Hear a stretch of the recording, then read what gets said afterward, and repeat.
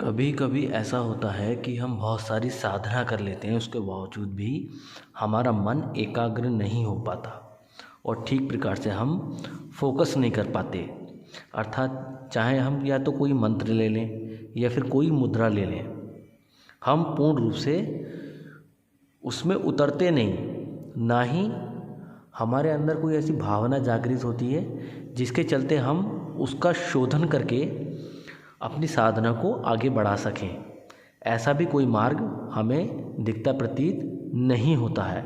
तो ऐसी स्थिति में क्या करा जाए? अर्थात कि मन हमारा स्थिर हो जाए, इधर उधर ना भाग करके एक ही जगह स्थिर होकर के एक ही बिंदु पर रुक जाए। तो देखिए, मन को डिपेंड करता है आपकी धारणा के ऊपर। आपकी धारणा जितनी ज़्यादा बलिष्ठ होगी उतना ही ज़्यादा ध्यान आपका प्रबल हो जाएगा। तो ये धारणा होती क्या है? धारणा का अर्थ क्या होता है? तो देखिए, किसी भी चीज़ को एक ही दिशा में देखते रहना, उसको हम धारणा कहते हैं। जैसे कि इसके शॉर्ट फॉर्म में अगर हम बात करें इसकी, तो शॉर्ट फॉर्म ये है कि हम कुछ भी ऐसा करें जिससे जो हमारा मन है वो एक ही तत्व पर जुड़ जाए। समझ रहे हैं? अगर ऐसे भी नहीं समझ सकते तो ऐसे समझिए, हठ योग की वह क्रिया जिसके अंतर्गत हम कुछ ऐसी चीज़ को धारण करते हैं जिसको हम लगातार देखते रहें। जैसे कोई भी एक वस्तु, कोई भी एक बिंदु, कोई भी एक वृक्ष, कोई भी एक ऐसी वस्तु जिसको हम देख सकते हैं, चाहे वो प्रकाशवान हो या जो हमें अपनी आँखों से केवल दिख रही हो, एक हाईलाइट तौर पर दिख रही हो। जैसे काला बिंदु, लाल बिंदु, मोमबत्ती, वृक्ष इत्यादि।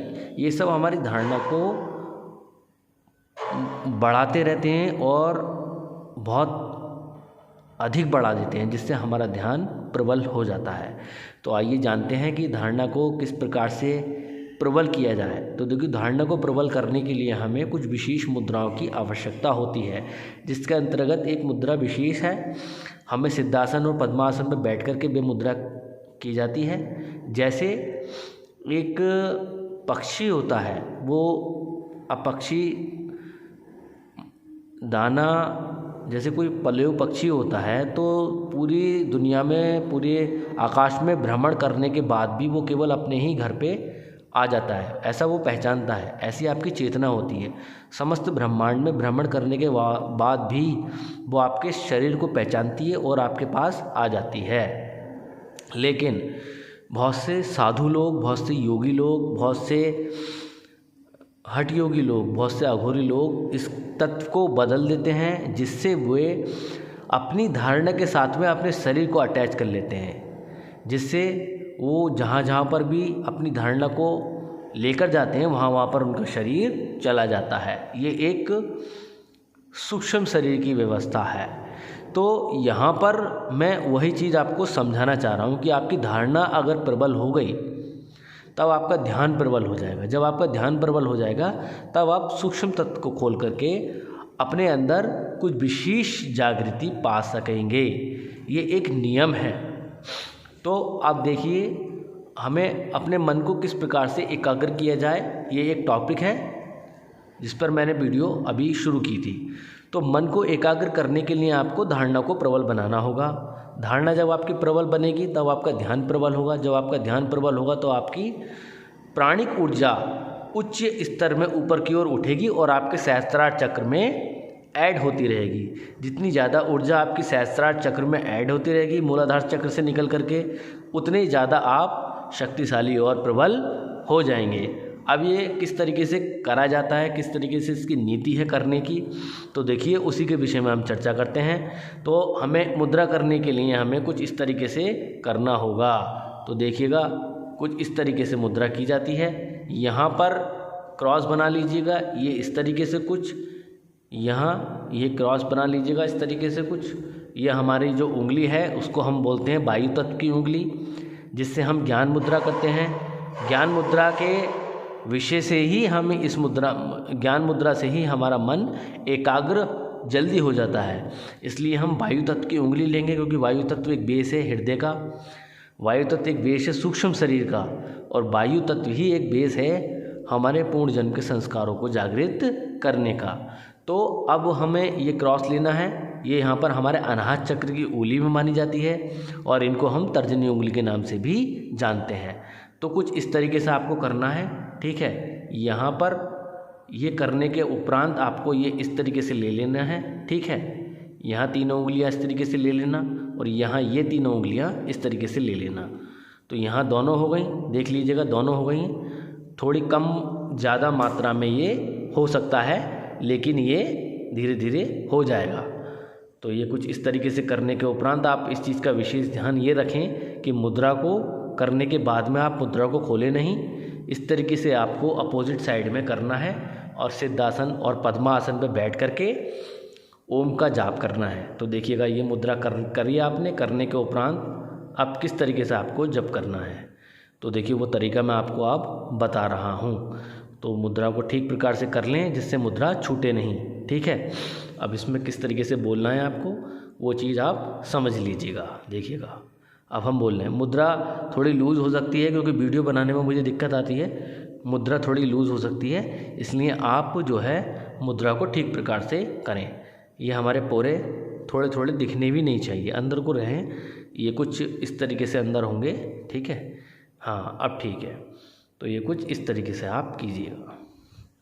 तो यहाँ करने के उपरांत आपको ओम का जप करना है। कैसे?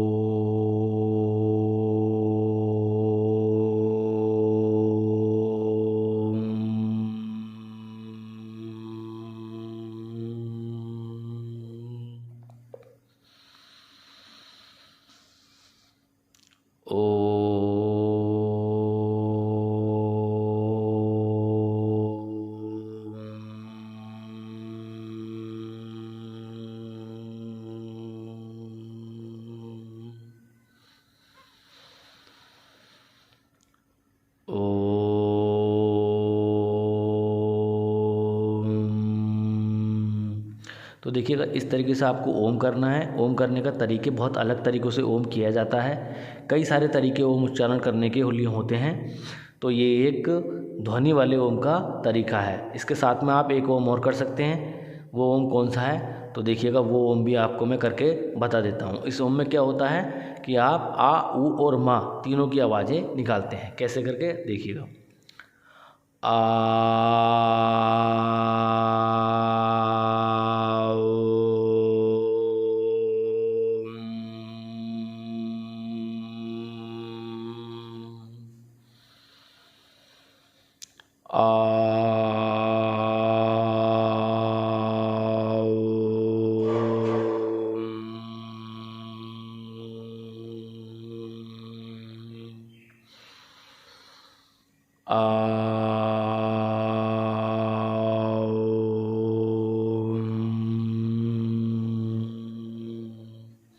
इस तरीके से आपको ओम के 11 जप करने हैं। 11 जप जब आप इस मुद्रा में कर लेंगे तब आपका मन धीरे धीरे एकाग्र होने लगेगा। जब आपका मन एकाग्र होगा तब आप ठीक प्रकार से धारणा एक्सेप्ट कर पाएंगे, धारणा को मजबूत कर पाएंगे।